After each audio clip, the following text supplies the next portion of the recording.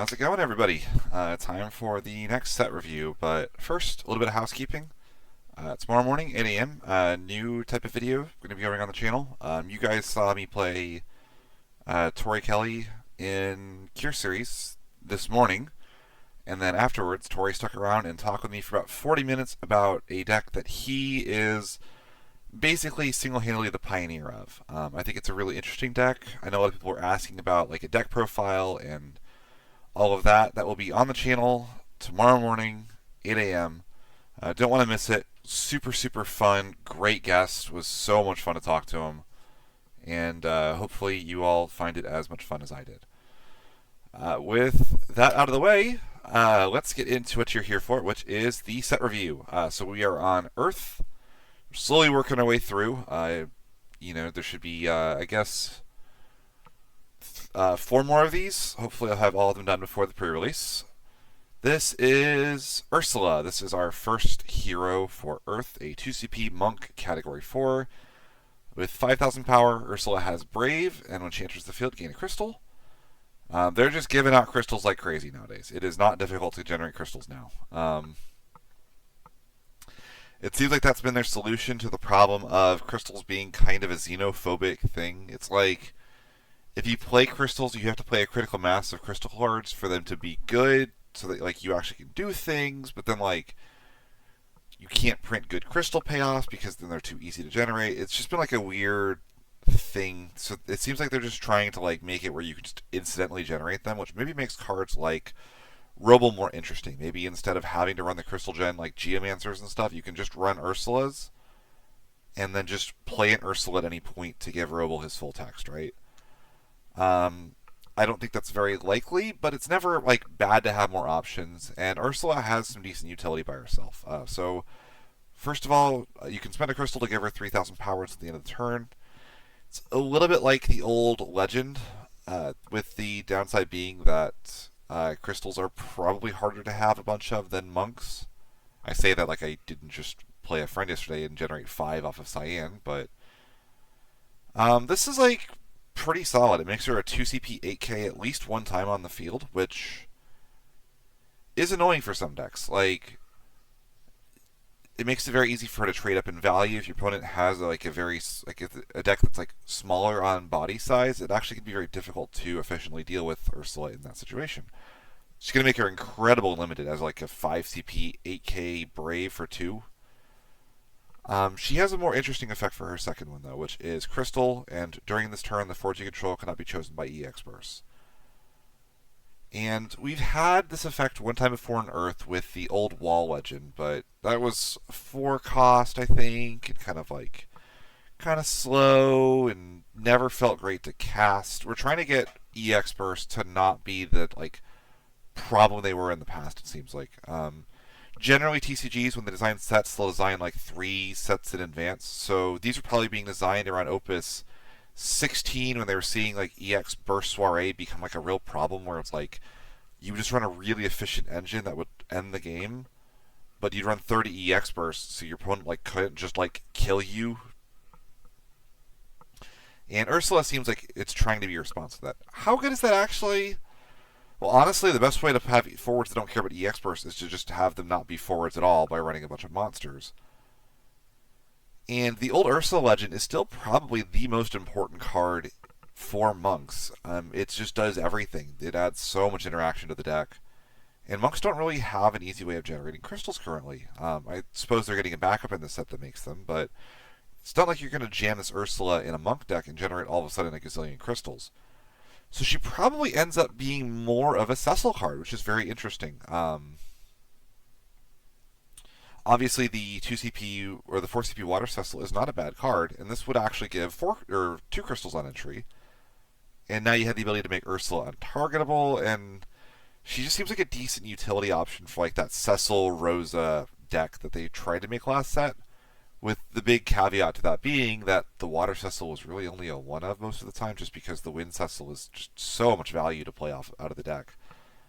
I think Ursula's interesting. I think she'll see maybe like a smidge of play, especially because like this full art is so nice. But I don't expect this to be a meta warping card by any stretch of the imagination. Ash. Speaking of monks. So this is the Party Member Stranger Paradise card. So again, the Stranger Paradise come in two flavors. There's the Party, which are effectively Jack Garland support. They need to see one other Stranger Paradise forward to get all of their text. And then there's a mono payoff. Ash is the Party Member. So Ash is a 3CP 7K with Brave. Okay.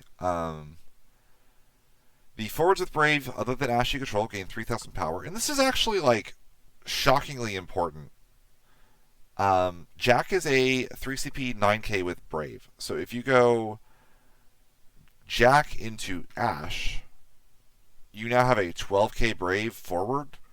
That's going to be hard for a lot of decks to deal with, so they kind of have to deal with Ash before they can deal with the Jack at that point. Now, to be fair, Ash is like, has no protection himself, but that is like pretty relevant. Like, a lot of aggro decks will not be able to deal with a 12K Brave forward. Even Shinryu as a 9K Brave is actually really difficult to deal with sometimes. When Ash enters the field, choose a character in your break zone. If you control 2 or more Stranger Paradise forwards, add it to your hand. So this is the payoff for playing him after playing Jack, which is actually, again, really solid. It makes kind of like 2 pseudo 1CP forwards, and again, both of them would be like relatively large Brave forwards. It's just like decent. And then lastly, choose a forward against Brave until the end of the turn. When you combine with his field ability that buffs Brave forwards, this also like pseudo gives the forward 3,000 power if it didn't have Brave already, which is kind of cool. And because Ash has Brave, so the weird thing with giving forwards Brave is you have to do it proactively because you can't like attack and then give them Brave and then have it matter. But in this situation, you can attack with Ash because he has Brave and then tap the Ash or dull the Ash to give another forward Brave, which then allows them to attack with Brave, which is actually pretty impactful. Or you also can kind of hold it as like a 3CP combat trick for any forward after Ash attacks, which is also pretty solid. There's also just a lot of forwards that just like having Brave on them is just kind of nice. One of the big examples is Une. Une is incredible, but Une's only real weakness is that she doesn't ever get to actually attack. Usually you're better off saving Une for recovering summons unless literally the Une attack ends the game. Well, now Ash, if you're willing to give up him being an active forward, can kind of give Une the ability to attack while still being able to threaten recurring the best summon in your break zone at any point.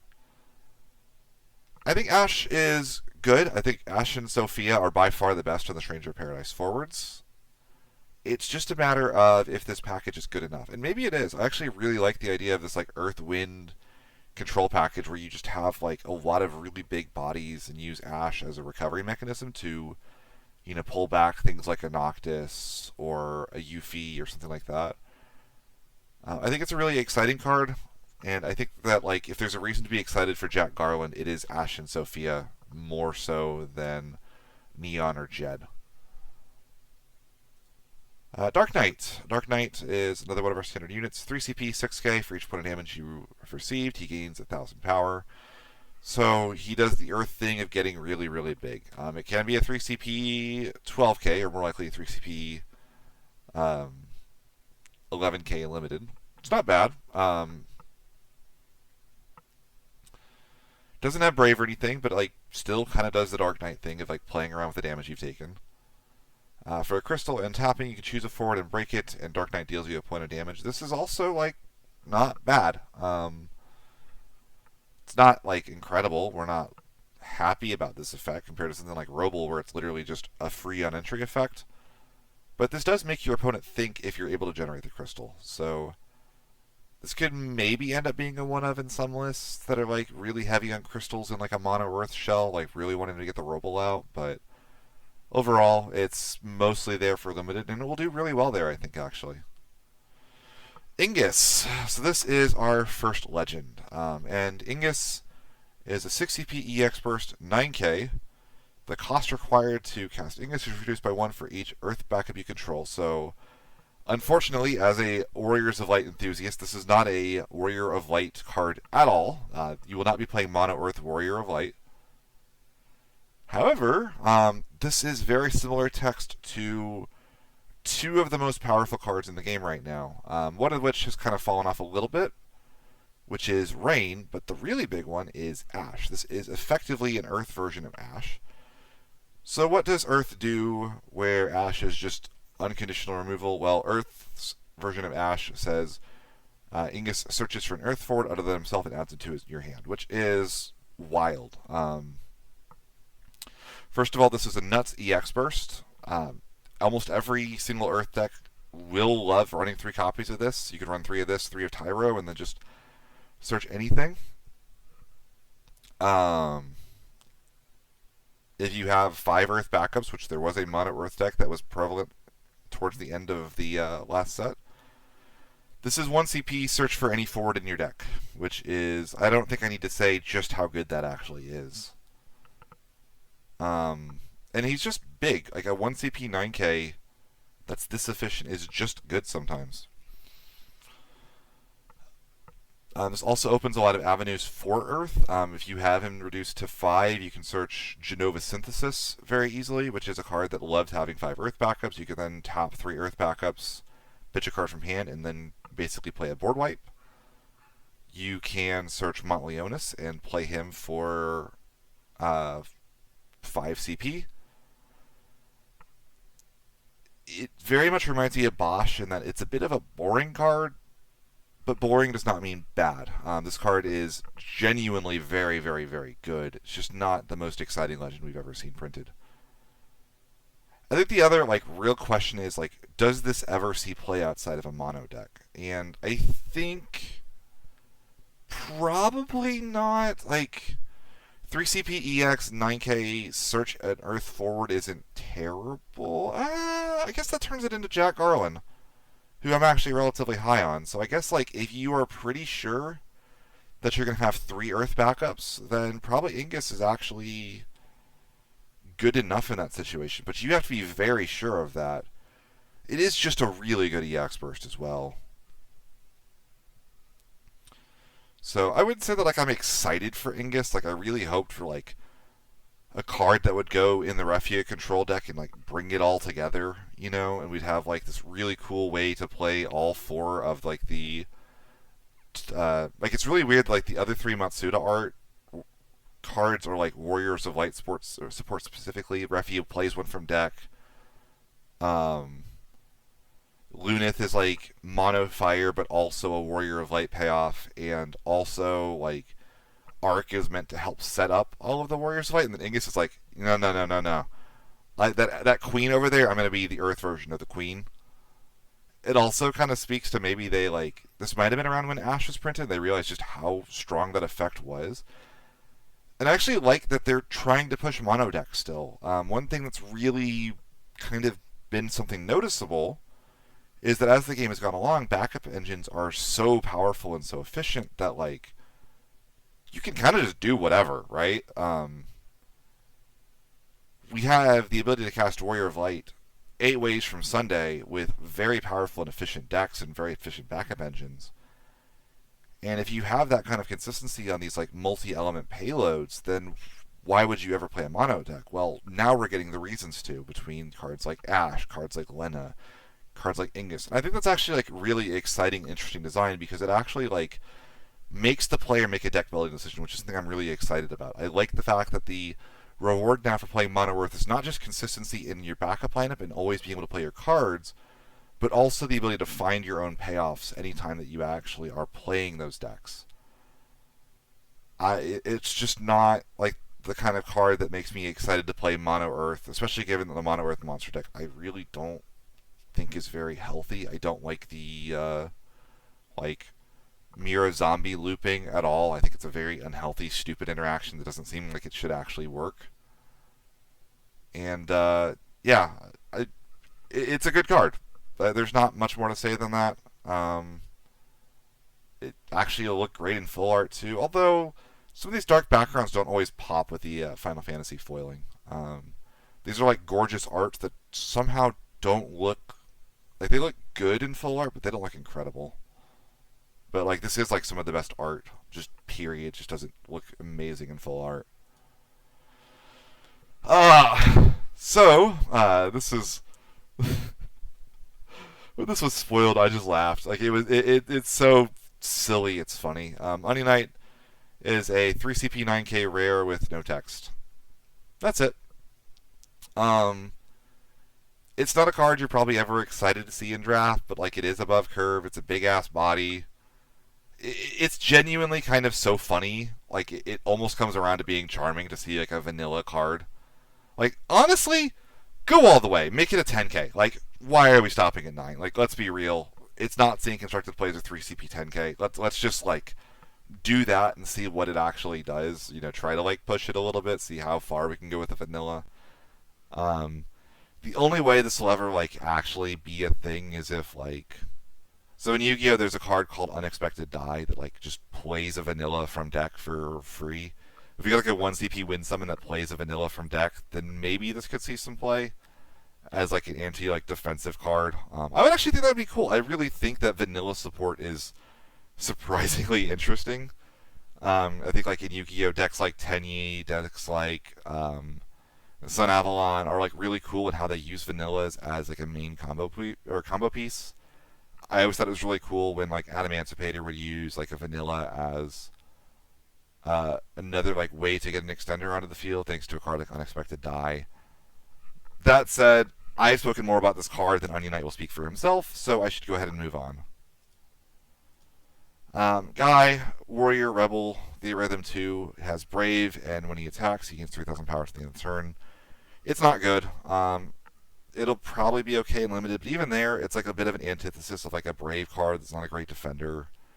It is both a Warrior and a Rebel. Those are both like pseudo-relevant. Warrior does sort of want to be in Earth this set, so this is a good limited card for that. If like Warriors is a draftable archetype in limited, probably not, just because Tyvis is a hero. But if you do draft Tyvis, you probably want some number of Warriors to search and play. Guy is one of them. The big thing about Guy is that actually the Opus 15 Guy is actually still pretty solid. Playing Furion or Joseph right out of the deck, even for 5 CP, is really good. I did not realize how good that card was until a friend dropped it on me, where it's like either Joseph, if you can go Joseph or Guy play Joseph, get Furion, or Furion play Joseph, or Furion search Joseph, Joseph play, or sorry, Joseph play Guy, Guy play Furion, or like vice versa, just like is like shockingly pretty decent. So I think that like the name crowding especially is like beyond the fact this card really is nothing special is a problem. Galif. So this is an interesting card. 2 CP, 4 CP, 8K. The forwards of cost 2 you control gain 2,000 power. So definitely some fun things you can do with that. In a card like Maria, you can make all of your 2 CP forwards even bigger. When Galif enters the field, you reveal the top 5 cards of your deck, play a forward of cost 2 or less among them to the field, and return the others to the bottom of the deck in any order. So it's kind of like a Kern. That said, there's actually some like really interesting things about this. So, first of all, if you're playing a Galif deck, you're probably going to want to play upwards of 23 to 28 2 CP forwards. That's just kind of how it is. You just have to respect that you will lose to Arcanist. That is just how it is. But I like a lot about Galif more than even Kern. The 2 pool is insanely good. There, you know, Rydia Palamporum is a classically old deck that was, you know, you'd play 9 2-drops on the deck. This could just cascade into any of them. The Maria Legend from Opus 17 is, I think, actually kind of a slept-on card. I could see a world where you go 2 CP backup, 2 CP backup, Galif. Galif hits Maria. Maria animates one of the backups that you used to pay for Galif. That's also 2 CP. Now it's a 12K. Swing the 12K forward in, and you've got just like 3 really big forwards on the field that you really didn't pay anything for, right? It has a special as well. Blade of Dawn, special, tap, choose a forward, do it 8,000. It's better to have it than to not have it, but honestly, I would almost rather keep the Galif in hand, so play it again in the future in a Galif deck. Obviously, it's probably intended to play with like the Opus 12 Cryo. But yeah, I also like that it's just lower investment than Kern. Kieran decks obviously could have like the really explosive turn of like Kieran, Renoa, and then Kieran comes back and plays like an Edel, which then like revives something. You get like 4 forwards out of nowhere. Gallup's never going to have those ceilings, but also when Kieran whiffed, you just kind of lost the game. Or like if Kieran got Amaterasu, the game was just over. And if Gallup gets Amaterasu, you're going even. And your opponent really might want to Amaterasu the Gallup. Like, that is a very relevant effect because also when he plays a 2CP4, there's a decent chance it's out of Amaterasu range, I guess if you get like a 2CP7K. Getting Palom and Porum to be above 5k on entry is actually very relevant as well, so they don't die to Serpent Hilder or like an Ifrit. Like you have to like hit them for 6k. That's really relevant. So generally, just a very solid, well-rounded card. Shockingly, as long as you fear no Arcanist. Kern. So Kern is Mobius 11, job standard unit. When Kern enters the field, reveal the top 5 cards of your deck, add a forward to your hand, return the others to the bottom of your deck in any order. This is not bad because, shocker, most decks play a lot of forwards. I know, right? So a majority of the time, this is a 1CP backup that kind of digs towards your next payoff. And then also we have an action ability of Earth, 1, and tap to, while sacrificing the Kern to choose a dull forward and break it. It's not bad. I like that this also kind of pushes you away from the like monster heavy builds of Mono Earth. I think this would be like a decent like backup for a Mono Earth deck because it can help cascade into stuff. And unlike Miner, you actually do want to play a lot of forwards in your deck. You don't want to play the 18 backups in your deck that Miner really wants to see. I think being able to just, as a utility thing later on, make a 1CP summon that breaks it all forward. That's Zalera's tech. Zalera is not a bad card in the slightest. And the other thing is, this is kind of the set of accidentally trying to buff some underplayed cards from recent sets. Steve pointed this out in his set review. If you haven't done that, go check out the YYT's set reviews. But this is category Mobius, and if you go into the Mobius stuff, there is a very neat card named Maya. So Maya is a card that reveals the top 5 cards of your deck and adds 2 category Mobius cards to your hand, returns to the bottom of your deck in any order. And there's a lot of really good Earth, Water, Mobius cards. So if we go here and we go to category Mobius, Earth, and Water, and we flip the script, we have cards like Maya, now Kern, the Fiend, probably wouldn't mention of it, but like even Graph is like a decently passable card. Shadow Lord, Arciella, Titan, Sarah Mobius, Sophie's. Like these are all like not bad cards. We have Mog Mobius as another backup. We have even a 60p wall to deploy the other one. There's a lot of potential here. Even the summons are like, they're not the most played versions of some of these summons, like Bismarck, Famfrit, Cucullin. But these aren't bad summons. These are cards that you could conceivably play if there was a reason to do so. And Maya could be a reason to do that. You know, being this 1CP 9k Brave that also gives like buffs all of your forwards. She gives Sophie 5,000 power. Like, there's a lot to really like about Maya, and having a standard unit backup that you can run at 3 in a Maya deck does add a massive buff to Mobius as a strategy, maybe pushing it towards actual meta contention. I think it's really exciting. So I would not be surprised to see Kern find a home there. Kryl. Kryl was very unhappy to see another Warrior of Light backup that shares a name with one of the best ones in the deck currently, but when Kryl enters the field, he can discard a summon to do 8,000 damage to a forward, so it's kind of like a Kulka, and then you can tap her, sack her, pay 2 to get a summon back. So this is fine. It kind of turns her into, at worst, she is Ico or like the White Mage in Water. where you can kind of tap her, sack her, and swap a card in hand for a summon in the break zone. Those are like, I think, backups that are slept on for contention a little bit. I think the biggest thing here is that the other Cryle has EX bursts and is also a 2 CP backup, so I think it's going to be competing for kind of headspace with that one. I wouldn't blame anybody for running this over the Cryle EX, but also the Cryle EX is some of the best art in the game and is an EX burst. That's like kind of always good. So she's not like a stellar card, but she is like a decent little glue backup that like will probably see like some experimentation. And she's never like a bad card to have. I feel like even like a turn 1 backup, just kind of like if your opponent goes for the Hope Vanille, pop the Hope, and then like develop a backup at the same time for 2 CP. It seems decent. Or just playing a 2 CP backup that can represent getting a summon back later is kind of nice. Maybe you can like use it to get back a Mist Dragon to cancel a summon that like is impactful, right? So she's fine. She's just nothing special. White Mage.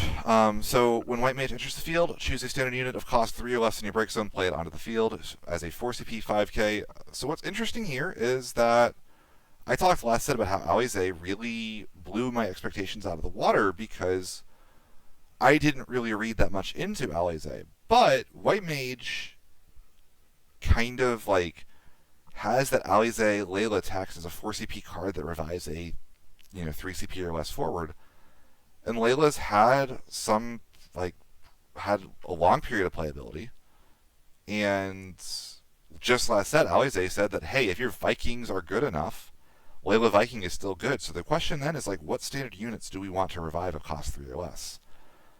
Obviously in this set, something like Reaper, forcing a discard seems not bad. You could use this as another version of Layla, like especially if you want to run new Layla, you could pick Earth, Water, Vikings list, and then use this to revive the Viking. That's not bad. Multiplayable's really nice. There's just kind of like a lot of like interesting options with this card. I don't love a lot of standard unit, especially like standard unit forwards tend to kind of get the shaft a little bit, I feel like. Relative to like standard unit backups are like usually really good, and standard unit forwards are kind of like eh.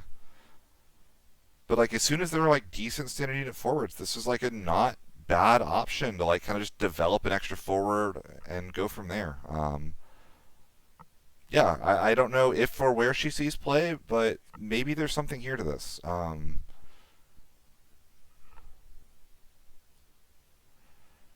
Titan, you can only pay with Earth CP to cast Titan. Choose one of the 2 following actions. You can either do 9,000 damage to a forward. That breaks a lot of things. Or, if that's not enough to break a thing, you can choose a dull forward and break it outright.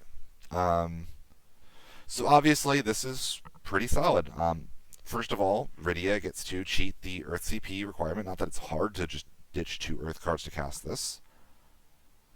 But that means that like this is just now the best removal summon that Rydia has access to. I mentioned last set how one of the big problems with Rydia at Nationals and why it ended up being a bit of an ill-advised choice for me to take as my first deck was the lack of removal and how difficult it was to get over big bodies. And Titan is a way to deal with big bodies very cheaply and efficiently. Also, it's just decent. 3 CP to remove a forward is well below rate, with a very, very negligible downside of only paying with Earth CP. This does not miss very much. Most forwards are either dull or die to 9,000 damage of power at some point. So, I think this is a really solid, if kind of boring, summon.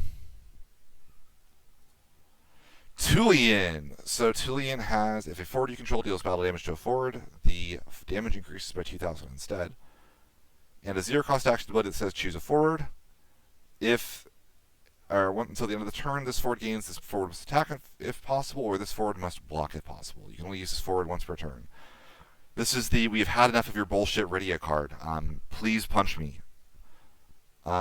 Jokingly, like, that's actually really solid. And there's a lot of interesting kind of ramifications for this card that people don't realize. First of all, it is a warrior, which is really solid. A 3-cost warrior does have a lot of extra text now, thanks to Tyvis. And then also, this is a really novel way of removing forwards. It's kind of like one thing that people don't recognize about Yu-Gi-Oh so much is that Yu-Gi-Oh, your battle phase in Yu-Gi-Oh is often used as kind of a removal spell. And the nice thing about that is that like things that resist destruction by battle are often very different from things that resist destruction by card effects or summons or anything like that. And so by forcing it to be from battle damage, there's not a lot that resists battle destruction in general. It has to be almost outright unbreakable for that to not work. And there's also like little things like battle damage comes from a lot of sources that aren't necessarily the battle phase. My personal favorite example being Noctis. Tulian is a 9k punch if you cast him with a Noctis on field. And then also buffs the rest of your Noctis triggers for the rest of the while he's on field. That's a pretty neat interaction, actually. Kind of rounding up some damage, making Promptos hit for 10Ks, for example, is pretty solid. I think being able to force your opponent to block is also pretty cool. So I think this is really interesting. I think it'll be very frustrating for opponents to deal with, and I'm excited to see if Tulian ends up finding a slot in some decks, like maybe as like a 1 or 2 of, as like a pretty novel way to remove more cards over the course of a game. Especially in like an aggressive, like especially Earth Fire Warriors, but even just outside of that. So very cool card. Stone Serpent General's Zarg. So the Serpent General cycle for Earth. If you control 2 or more Earth characters, he's got his cost reduced by 2. He has Brave. And if he's dealt damage by summons or abilities, you get to do 8,000 damage to a forward. He's fine. He's not like going to, blow your socks off or anything. You can't do cute things like damage him with your own like Cactuar for like a Dataluma Cactuar, knockoff, Dataluma Cactuar at home. But he does sort of make your opponent not want to deal with him by doing damage because of the revenge trigger, but that also kind of like gives your opponent the timing on when they want to do that. Otherwise, he's just kind of like a 2 CP 8K, which, like I said, like wasn't bad with Ursula, but I like how like Ursula has kind of proactive text, and like General Cesark really doesn't have proactive text. So I don't know. This whole cycle just like seems like limited fodder to me for the most part, with like an excuse to print a very stupid light card. But like this is just fine. Neox Death. This is the other legend of the set. So Neox Death is card name X Death in all situations. Neox Death has Brave. And when Neox Death enters the field, choose 2 backups you control, remove them, and all the forwards and monsters opponent controls from the game. So this is the I have had enough of your kung fu trickery with your monsters guy.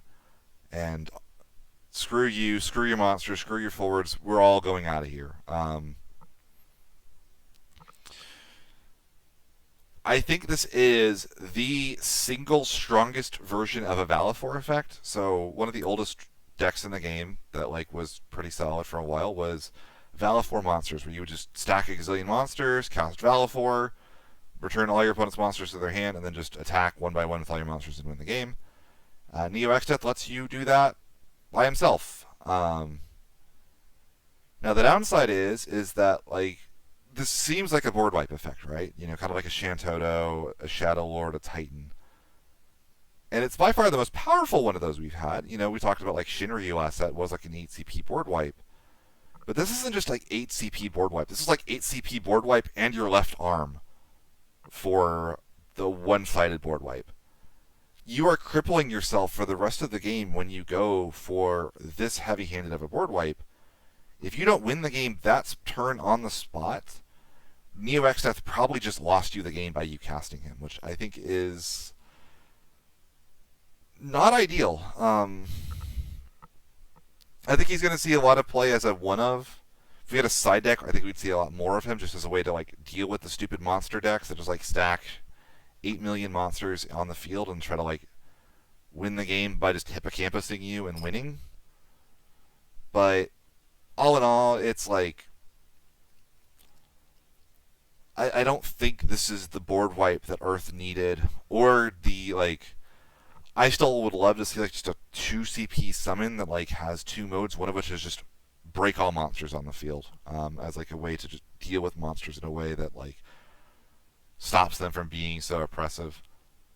Neox Death is not that effect for the game, but he will probably win multiple games by existing. So, Jave. So this is another one of our warriors of the sets. The power of forwards opponent controls cannot be increased by opponent's summons or abilities. So this is a little annoying. It's not a reason to play the card. I think of a card like Shulk from Opus 16 that is very frustrating to play against sometimes. You don't realize how often like power buffs and debuffs actually are a thing. But it doesn't stop your card from being debuffed at all. The job warrior you control gain this character cannot be broken by summons or abilities that can't do damage. So Jave himself has that text, which is kind of cool. It's nice to have protection for a card like Tyvis. Tyvis is already a 5 CP 9k. If you say that he can't be broken outright, now you have to use damage removal or damage-based removal on him, or like bounce removal, which is definitely a completely different way and kind of shoehorns your opponent into different things. There are decks that do fold to this effect. Another warrior actually is Yuzuki. This gives Yuzuki the ability to not take damage from summons or abilities. And Yuzuki can't be broken by summons or abilities that don't do damage, so that like your opponent has to like clear Jave and then clear Yuzuki with a break effect. Then they can do damage-based removal to your fire forwards, which is like really frustrating. Like some decks will struggle to do that. It's just a matter of like how much you can protect Jave for that effect. Lastly, at damage 3, he gains 1,000 power and Brave. It's like the standard Earth damage 3 thing of just like getting a little bigger and adding Brave to the card. He's fine. I'd expect it to be like a 1 or 2 of in most like warrior lists, not like a 3F by any means, but definitely like serviceable and like enough utility to be worth playing. Just a matter of like how many copies would you play in a warrior deck. White Tiger Sea Quimney. So when White Tiger Sea Quimney is chosen by a summon ability, she gains 2,000 power till the end of the turn. Very reminiscent of the old Opus, I want to say it was 1 or 2 Ash, which is just kind of like a better version of this card. I'm going to go look it up right now. Opus 2 Hero, yeah, so when she's chosen by a summon ability, she gains 3,000 power, so 3 CP 7k, which is like significantly better than Quimney. The downside is like Quimney is like anytime it's chosen, so like if you Cactuar your own Quimney, she's going to gain 2,000 power. You can like shoot her with a Porum to give her 2,000 power, and then like remove her text for the rest of the thing. Like there's neat combos if you have free action abilities that choose a forward. Sage or Rosa can choose her and give her like activate her and give her 2,000 power. But like in general, this is just like this is a draft common, like in all shapes and forms. She is going to be like a little annoying for some decks to remove if they're on damage-based removal, but like 8k non-targeting is not hard to do, 10k targeting is not that difficult, and especially not on a 4 CP 8k. So this is mostly just there for limited. Monk is a part of the Fastland cycle. This is the right name for this one in Earth. You'd want it to be Job Monk or Name Monk. Monks don't have a ton of uses for crystals, but this does enable them to play Roble without playing Geomancer now, which is actually quite nice, especially given that like a lot of the best monks are backups. So now you can play Roble to recur those backups, which is good because Ursula's probably going to be sacrificing some of them to her ability. Are monks real? They did get a bit of a resurgence in popularity thanks to Cecil towards the end of last set, so maybe. I think it's a cool card regardless. Definitely like worth having a playset, just given that monks will kind of continue to like fade in and out of relevance. It seems like kind of a fan favorite archetype they like to push in the same way that like they like pushing Sky Pirates or Dragoons. So that's always really cool. I love seeing these archetypes come out because, again, anytime that they have reasons to play things that aren't just the pile of the best cards in each color, I think it's really like fun and exciting for deck building. So I'm very excited to see these cards for that, and I'm excited to have options that are not frickin' Geomancer to make a crystal for Roble. Thank goodness. Ram. Ram is a 2 CP monster. Mobius 11. Ram enters the field dull for Earth and tapping himself. You can choose a forward to give it 3,000 power, and Ram will not activate until the end, or will not activate during your next active phase. So, like, freezes itself. This card is so slow. We talk about, like, cards that seem like they should be fine. And like for limited, this is a really powerful effect. Like effectively, you get to like hold this over your opponent after the first turn's in play and just threaten all of your forwards being 3,000 power during combat for the rest of the game, which is like really powerful. But like, why does this take a turn off? Why doesn't it get to use its effect the first turn it comes into play? Like we talk about a card like Magic Pot. In Magic Pot, there are combos with Magic Pot that just say like you win the game when you resolve me, right? 5 CP Ject Magic Pot. Pull out another Ject and a Demon, remove your opponent's break zone, shoot the Ject again, play Water Ject, and a copy of like Braska's Final Aeon, or like a Philia, and like get a board wipe out of that, or like vice versa. Like that seems like so much more wildly powerful than what RAM is giving you access to that like I don't really see why you would play this over any other option. Magic Pot has like Golbez meme combos where you sack a Golbez to play 4 forwards from your deck and still get a Golbez out of the deal in case they like Amaterasu the Golbez. I don't know. I don't see why this thing is so slow. I do love this card though. So this is Lich. So this is the mono payoff for the Stranger Paradise cards, and this is by far the coolest of them. So if you control 7 or more Earth characters, Lich gains. When Lich is put from the field in the break zone, you may discard a card. When you do so, play Lich from the break zone onto the field. And this is like really debilitating. A 5 CP 9K is not amazing, but a 5 CP 9K that every time it dies you can pay 2 CP to revive. That's a little better. That's got some meat on its bones. And then especially when we factor in when Lich enters the field, choose a forward opponent controls. It gains at the end of each of your turns. Break this forward, so that happens at the end of your opponent's turn because you're giving that forward that ability, and this effect does not go away. So even if they like give it unbreakable, they turn off its effects for a turn with a Kakulin, you still get to do that every time, right?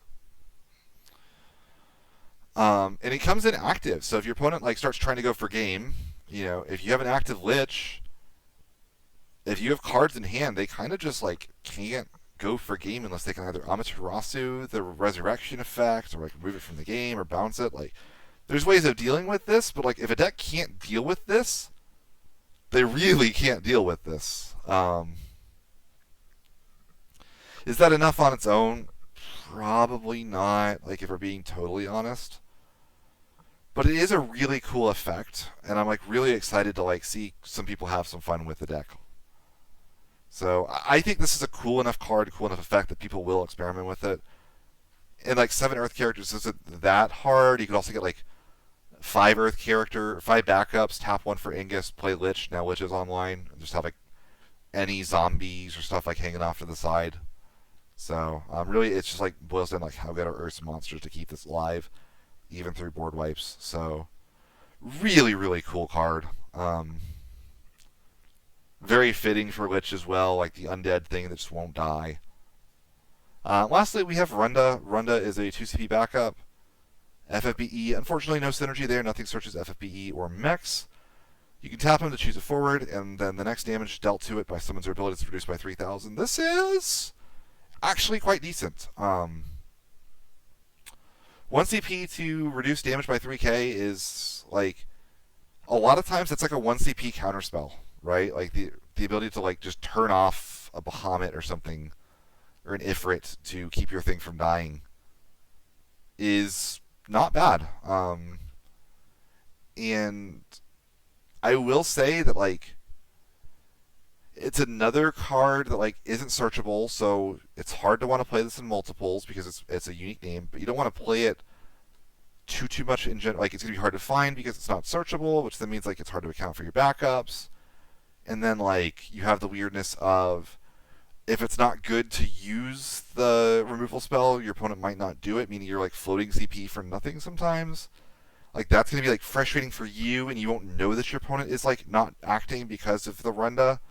So I think it's not going to be a card that feels especially as powerful as it actually is. Again, I call this the Sarah Mobius effect, where like I was playing against a friend Ceramobius, and they like thought the card wasn't doing anything, and I'm looking at a hand with a bunch of cards that like no longer feel good to play with a 2 CP tax attached to them, and I can't remove the Ceramobius. That's kind of the effect I expect Renda to have in specific matchups. Is that enough for him to see play? I kind of don't think so, but I think this card is better than people give it credit for. Maybe it's like a decent little one of in like Protect the Castle Earth decks. Like think how much harder it is to get an Une off the field if all of a sudden now you can't just do 9,000 damage, you have to do 12,000 to remove her, right? So it's interesting, it's cool. I don't think it's going to break the game. And with that, we have the end of our Earth set review. Up next, we should have Lightning. So Lightning, Fire, and then we'll do the Light, Dark, and Starter cards all at once. Again, feel free to follow the channel, like, comment, subscribe, all that good stuff. Love to see it. And definitely stay tuned tomorrow morning, 8 a.m. Central Time, to watch a super awesome deck profile with myself and Tori Kelly talking about the Realm Monsters list. Thanks for watching.